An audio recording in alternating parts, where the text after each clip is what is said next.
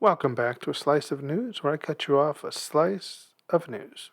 As millions prepare to descend upon state capitals and cities and towns across this country tomorrow at the No Kings protests, the administration and its Republican allies are not having it.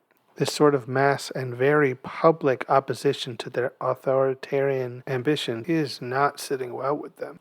So rather than accepting that they're the bad guys and these thousands of demonstrations against them are actually from genuinely angry citizens, they've willingly put on their blinders and descended fully into their conservative delusions where the No Kings protests are hate America protests and that they are full of extremists and Marxist agitators and the pro-Hamas crowd, as House Speaker Mike Johnson said, and that actually they're all paid protesters, all paid by George Soros. Anything to avoid the reality that they are seeing with their own eyes, that the millions signed up to protest tomorrow are not paid protesters. They are not leftist agitators or Antifa. They are just a bunch of real American citizens that are fed up with the way this country is and the way it's being run and with who it's being run by. And they want to use their First Amendment right to assembly and protest to tell them that. But instead, those Republican elites want to say that these gatherings are evil or illegal, or as Mike Johnson also said, an outrageous gathering for outrageous purposes. And I suppose, in one sense, there is outrage. They're going to be out there and they are definitely feeling some rage. A rage directed at Republican leaders just like Speaker Johnson. But this manufactured fear of violent protests from the left are completely unfounded. Looking back to the last No Kings protests back in June, Crowd County Consortium Project reported that less than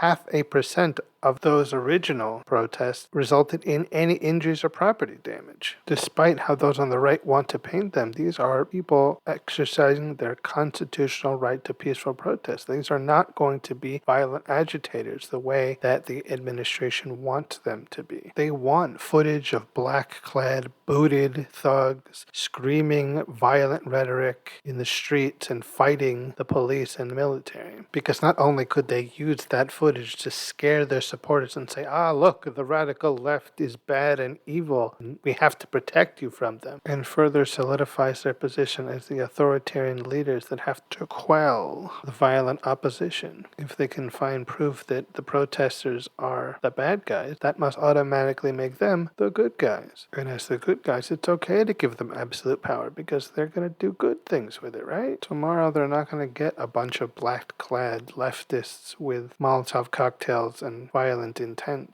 It's just going to be a bunch of normally dressed people in a couple inflatable animal suits singing protest songs and holding up their protest signs. One of the favorite talking points on the right is, why are they protesting against the king? We don't have a king. And while yes, that is literally true, in only the last few days, the president has claimed that he can get the Olympics moved out of Los Angeles and the World Cup to move out of Boston if he wanted. He announced U.S. military strikes on a fifth boat of alleged narcotic traffickers, which killed 6 people, and just like the other 4 were illegal. And he said he would withhold money from New York if they elected Democratic Socialist Zohran Mamdani as their mayor next month. But while they weren't the literal proclamations from King Donald I, it certainly reflects a kingly ambition, if nothing else. Donald Trump may not be our nation's king, not yet anyway, but he certainly wants to act as if he's already wearing the crown. But while I think fears of violence from the left during these protests are unfounded, I think fear of violence onto the left are not. I think it's been made clear that the president and the administration see these protests as a threat to his power and authority. And as such, I think there's a very real possibility that he will use the military to violently dismantle that threat. One of the numerous reasons he sent military officers into all these blue cities is to have them there armed and ready, so when he sends the order to fire on the protesters, they will. It used to seem massively far-fetched to think that the military would be turned on American citizens, but the way things are right now, it doesn't seem far-fetched at all. It actually seems very plausible and a very real threat.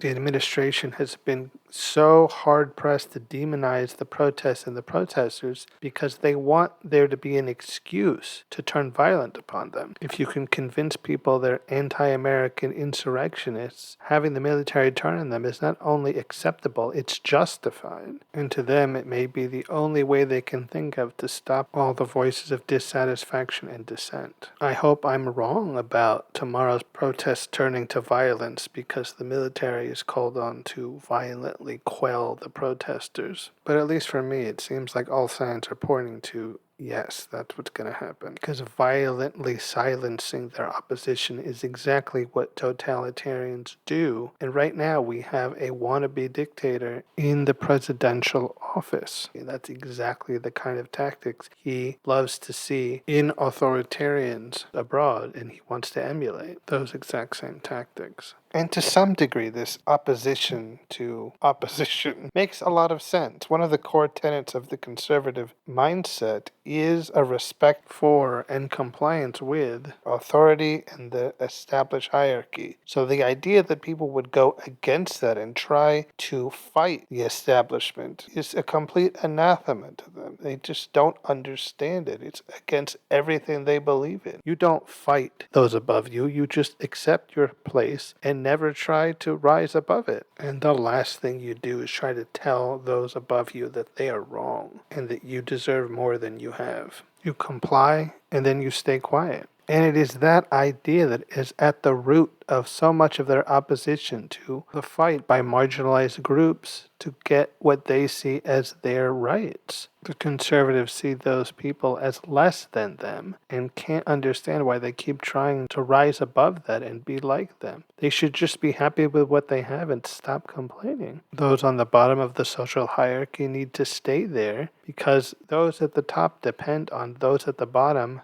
never rising above their station and remaining at the bottom to maximize their exploitability. If everyone is equal and everyone has rights, the social hierarchy breaks down. There have to be subjugated for the subjugators to have someone to subjugate. The rigid class structure has to remain so those at the top have someone to look down on, to sneer at and feel superior to. It's one of the reasons racism comes so easily to them, because they can say, even if you're poor and white, at least you're not a minority. Because then you'd be even worse off. They depend on feeling superior to those below them. So a push for equality and positive treatment for those people that they feel are below them would destroy that illusion. And what's worse is that historically it's been proven that as long as you were male and white, you would be able to always depend on having opportunities that someone who is not male or white could never have. That is the notion behind so-called white privilege, and conservatives have loved to exploit it. Their disdain for equal representation for minorities and feminism all stem from their desire not to give up their white privilege and all the benefits that they've had purely by existing. Conservatism depends on those white males never losing their position of power over everyone else, and the societal hierarchy never changing. That's what the conservation part of conservative is. They want to conserve their power and never give it up. And in a lot of ways, that's exactly what these protests tomorrow are fighting back against. This notion that the president is the ultimate authority and that there should be no opposition to him because he is the number one power and people should just let him have his kingly crown in action, if not in actuality, where he gets a physical crown and scepter. The protests aren't about saying that Trump is an actual king. It is about saying that he needs to stop acting like he is and stop making us all have to worship him like he is a king. We are a nation founded on fighting tyranny when we see it and pushing back against excess authority. It's why the rights to assembly and protest are enshrined in our foundational documents. But it's also why those with authoritarian leanings and kingly ambitions would not like someone exercising those rights. But whether they like it or not, millions of people tomorrow are going to exercise their rights to protest against what they see as something wrong and hoping to push for something better. And that many people speaking in one voice with one message ultimately cannot be ignored. All right, so that's going to be it for this episode of A Slice of News. I've been your host, Mr. Slice, and until next time, when I cut you off another slice of news.